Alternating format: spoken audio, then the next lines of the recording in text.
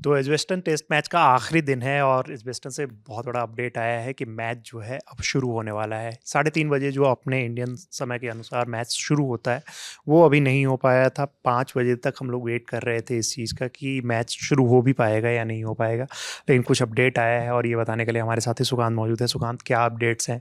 Session by session बता दीजिए कि कितने कौन कौन से सेशन में कैसे कैसे मैचेस की टाइमिंग रखी गई है और कितने ओवर का मैच हो रहा है। दरअसल 80 ओवर का कुल मैच आज 10 ओवर का नुकसान हुआ। हाँ, ओवरऑल 10 ओवर का नुकसान हुआ है।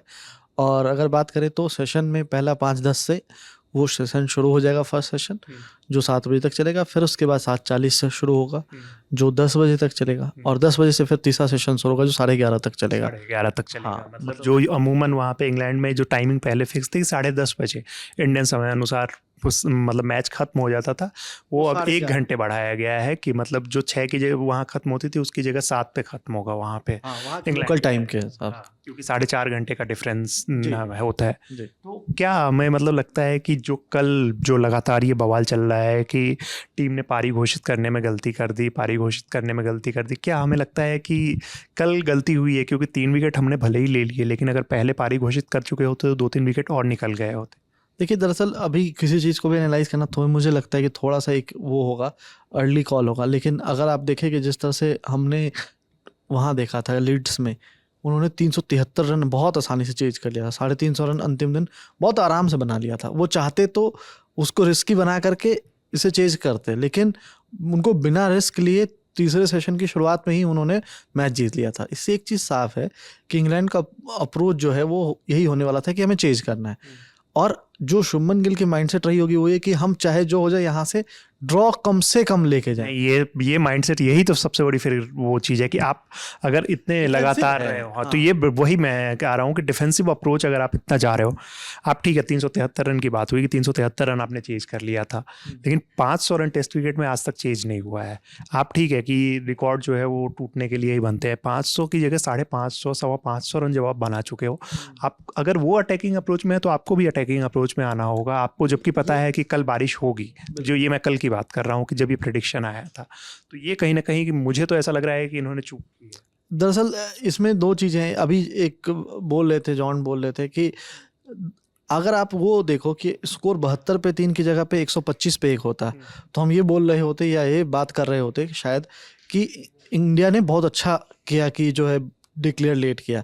लेकिन क्योंकि अब स्कोर लाइन हमें देख करके 72 पे 3 है, तो हमें लग रहा है कि अब ओवर कम है हमारे ऑल आउट करने के लिए। तो ये परिस्थितियां भी बहुत मायने रखती है। और अगर फिर वही जो है वो पहली इनिंग में भी अगर हम देखें बैटिंग को, तो जो विकेट है वो एक बार सेटल हो जाती है। 25 ओवर बॉल के बाद, बॉल सॉफ्ट होने के बाद वो बहुत ज़्यादा उसमें मदद नहीं होती है। लेकिन सुकांत, एक और चीज़ है ना कि अगर और मगर वाली बात, अब उसमें क्या हो रहा है ना कि जैसे लगातार आप देखो कि हर्षा भोगले भी लगातार सवाल उठा रहे थे और बाकी लोग भी लगातार सवाल उठा रहे थे कि आप जब 500 से ज़्यादा बना लेते हो तो आपको एक, क्योंकि फिर 600 प्लस आपने जैसे ही बना दिया तो सामने वाली टीम को आप ऐसा मौका दे देते हो कि अब आप डिफेंसिव क्रिकेट ही खेलो। अगर वो चाहे तो डिफेंसिव क्रिकेट खेल सकते। 500 के पास क्या होता है कि वो चेज करने जाते, वो तेजी से रन बनाते तो आपके मौके और ज़्यादा खोल सकते थे। तो यहाँ पे कहीं ना कहीं इन्होंने गलती की है। और जो कोच मोर्कल की स्टेटमेंट से समझ आया है कि उन्होंने कहा कि हम एक ऐसे कंफर्टेबल पोजीशन तक पहुंचना चाह रहे थे जहां से टीम हारे ना मैच को। तो ये तो बहुत डिफेंसिव अप्रोच है। अब इसका खामियाजा हमें भुगतना पड़ सकता है। देखिए, अभी कप्तान नए हैं तो मुझे लगता है कि जो चीज़ पहले टेस्ट में, और दूसरा बर्मिंघम का रिकॉर्ड भी अगर आप देखें तो हम 7 मैच हारे हैं यहाँ, 1 मैच ड्रॉ खेला है, तो 8 में से हम 7 मैच यहाँ हारे हैं।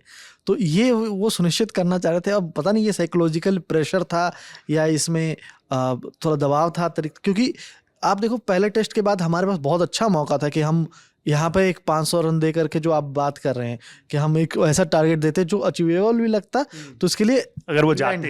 हाँ, लेकिन जो इंग्लैंड का जो अगर आप क्रिकेट पिछले कुछ समय से देखें तो वो अभी भी जाएंगे।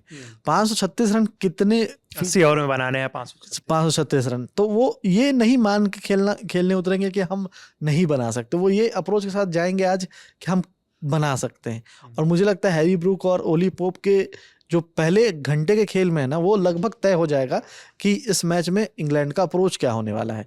तो ये बहुत मायने रखेगा पहला एक आर, जो बॉलिंग के मायने से या बैटिंग के मायने, दोनों चीज़ के लिए ये बहुत मायने रखेगा कि किस तरह से विकेट में, क्योंकि बारिश के कारण से जो कई बार होता है कि बारिश के कारण से भी पिच में कुछ बदलाव होती है और उसमें कितना दबाव पड़ता है, क्योंकि आउटफील्ड तो थोड़ा स्लो हो ही जाता है। तो अब कितना क्या होगा वहाँ पे, क्योंकि ड्रेनेज बढ़िया है और अभी हम देख रहे हैं, रिपोर्ट अभी आ रही है कि मतलब अभी इतनी बारिश होने के बाद ये बहुत तेज धूप निकल गई है। तो ये तो इंग्लैंड के अनप्रिडिक्टेबल वहाँ का मौसम तो होता ही है। अब देखते क्या होता है। बिल्कुल। तो वही अब देखते हैं कि क्या मतलब आगे किस तरीके से हमारे बॉलर्स बॉलिंग करते हैं, किस स्ट्रेटजी के साथ जाते हैं। लेकिन ओवरऑल जो है अपडेट यही है वहाँ से कि 10 ओवर जो हैं वो कम हो चुके हैं। 80 ओवर का ही ये गेम होगा जो 90 ओवर का होता है।